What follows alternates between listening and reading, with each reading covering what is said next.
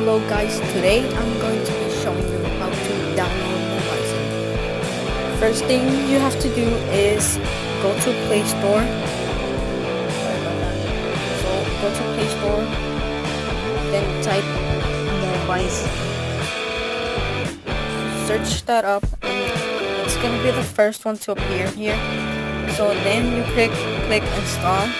Well, it doesn't say it's installed right here because I already installed it.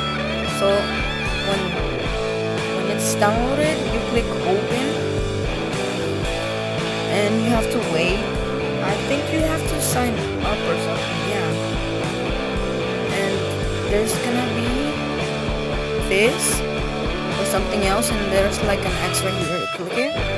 Then when you wanna do the video, so the thing you have to do is click here. Then it's going to take you to your.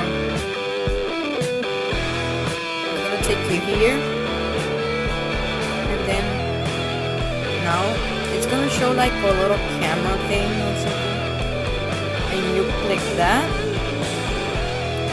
and now you can get ready to do the video. It starts. It says 3, 2, 1. And now you can do the video. So thanks for watching. Don't forget to like and subscribe.